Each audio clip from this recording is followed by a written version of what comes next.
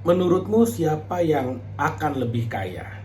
Orang yang bekerja mengejar uang atau orang yang membuat uangnya bekerja keras? Kalau menurut saya, oke, kalau boleh memilih ya saya akan memilih dua-duanya. Misalnya, saya bekerja keras mencari uang, di saat yang sama uang yang saya hasilkan akan saya bikin bekerja keras lagi untuk menghasilkan saya uang lebih banyak lagi. Jadi siklusnya seperti itu. Kita kerja cari uang, itu namanya adalah active income. Uang bekerja menghasilkan uang, itu namanya adalah passive income. Nah, siapa yang akan lebih kaya nih? Orang yang mengandalkan active income atau orang yang mengandalkan passive income? Jawabannya adalah tergantung dia ada di fase mana. Ada di titik mana dalam hidupnya, sehingga itu yang akan menentukan siapa yang akan menjadi lebih kaya. Maksud saya seperti ini. Saya ketemu banyak orang di luar sana yang mengatakan, Pak Gede saya ingin passive income, Pak Gede saya ingin punya aset, Pak Gede saya ingin punya ternak uang dan segala macamnya. Saya tanya balik, sekarang penghasilanmu berapa per bulan? Ya sekarang saya masih UMR lah 3-4 juta doang sebulan. Permasalahannya tahu nggak apa? Banyak orang berpikir bahwa passive income itu adalah sebuah privilege di mana kita tidur aja dapat duit sehingga kita nggak usah ngapa-ngapain tanpa effort jadi orang kaya. Dan itu adalah bohong besar, bullshit, nggak ada yang kayak gitu.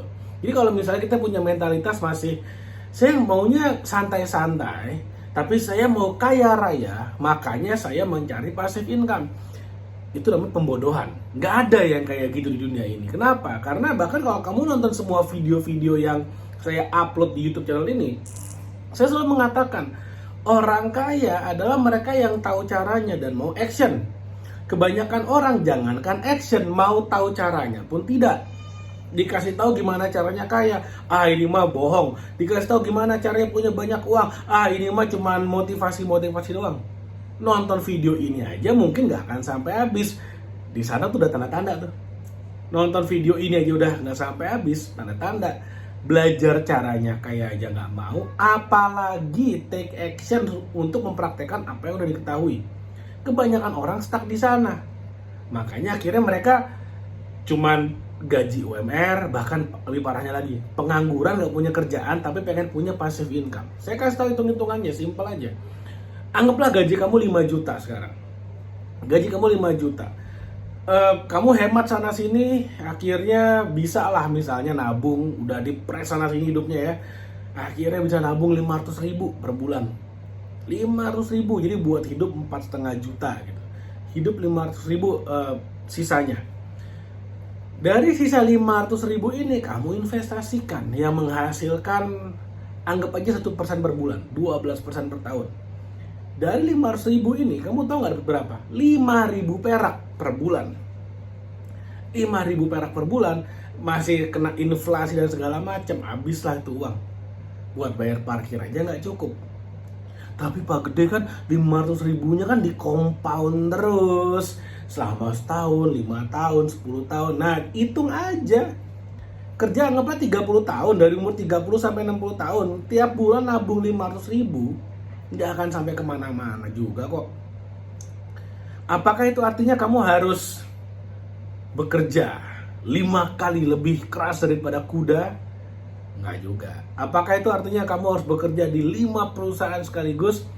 Ya nggak juga, kecuali kamu punya waktu 80 jam sehari, ya itu mungkin lain cerita. Tapi kalau kita masih sama-sama hidup 24 jam sehari, dan kamu tahu nggak, ada orang-orang yang bekerja, yang bener-bener bekerja cuman 2 jam sehari bisa menghasilkan miliaran.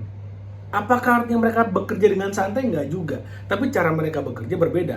Di video yang lain, saya akan jelaskan tentang bagaimana caranya dalam 1-2 jam bekerja, kamu bisa menghasilkan miliaran. Tapi di video ini, pesan saya adalah seperti ini. Tidak ada yang namanya jalan pintas atau memotong jalan untuk mencapai kesuksesan. Semua orang harus berproses. Yap, ada orang-orang yang berprivilege, yang anaknya kolo, anaknya pejabat gitu kan, yang mereka udah punya koneksi dari awal, sehingga kalau saya nyebutnya gini ya, Papi Ai itu udah bisa ngasih koneksi dan segala macamnya. Papi Ai udah bisa ngasih saya modal kalau misalnya Ai mau berbisnis. Papi Mami Ai udah bisa nalangin kalau misalnya bisnis I bangkrut dan segala macam. Jadi I tidak ada resiko. Itu privilege, tapi tetap harus berproses. Meskipun berprosesnya naik Ferrari, nggak apa-apa. Nah, tapi di sisi lain ada nih orang-orang yang bokap gue, nyokap gue, bukan papi I, tapi bokap gue gitu kan, yang kita nggak punya privilege. Yang waktu saya mulai bisnis itu tahun 2015 awal-awal. Saya selesai kuliah, saya selesai S2, saya mulai mencari kerja, apply sana sini, tapi nggak ada yang mau nerima saya kerja, karena saya nggak punya pengalaman kerja yang cukup setelah tamat S1, sehingga ketika saya tamat S2, saya overqualified karena ijazah S2. Tapi kemudian nggak punya pengalaman kerja, sehingga saya under experience, saya nggak bisa keterima di mana-mana, hampir nggak ada yang mau nerima, sama sekali nggak ada yang nerima. Dan akhirnya saya mulai bisnis. Dan di sana orang tua saya bisnisnya properti. Yes, kedengarannya keren sekali. Tapi tahu nggak, pada waktu itu kondisinya sebagai developer, utangnya miliaran. Ya, saya harus mikir gimana caranya bisa ngelunasin itu. Buru-buru dikasih modal sama mami papi I. Yang ada tiap kita makan malam ngomongnya adalah utang, disita bank. Wah, itu stressful banget. Jadi antara mami I dan nyokap gue, itu udah repot sekali. Tapi intinya adalah gini, pesan mereka adalah gini, kalau saya mau jadi pengusaha, dulu kita punya kantor. Kalau mau jadi pengusaha, saya harus datang jam 7 pagi. Ini pesan dari orang tua saya. Datang jam 7 pagi. Awalnya saya nggak ngerti ngapain saya datang jam 7, kantor buka jam 8 kok. Ngapain saya datang jam 7? Saya disuruh bersih-bersih kantor. Nyapu, ngepel, ngelap kaca. Saya mikir, itu kan tugasnya office boy, ngapain saya anaknya owner gitu kan. Tapi orang tua saya bilang, kalau nggak mau ngelakuin itu nggak usah bisnis, kerja aja, cari kerja sampai dapat. Disuruh kayak gitu, akhirnya udah saya lakuin. Dari sana saya baru mengerti. Yang ingin diajarkan adalah semua harus berproses, harus merasakan dari bawah seperti apa. Sama seperti orang-orang yang sekarang gajinya masih UMR, ya memang harus berproses. Prosesnya mulai dari mana? Mulai dari membangun skillmu, mendevelop dirimu, bangun value dirimu. Kalau saya boleh kasih kamu jalan pintas, saya akan kasih tahu kamu satu ilmu yang sangat penting, yang kalau kamu kuasai, itu bisa memberikan kamu income yang besar, yaitu adalah high income skill, atau keterampilan-keterampilan yang memberikan income yang besar. Keterampilan-keterampilan ini ketika kamu praktekkan, itu adalah active income. Active income-mu jadi besar. Kalau sekarang 5 juta, kamu misalnya kuasai high income skill. Contoh high income skill adalah digital marketing, content marketing, affiliate marketing, social media marketing, video marketing. Itu contohnya, dari sekian banyak itu beberapa contoh yang saya sebutkan. Kenapa saya menyebutkan yang seperti itu? Karena basic saya sangat paham, saya sangat percaya bahwa kalau kita jago marketing, kita nggak akan miskin.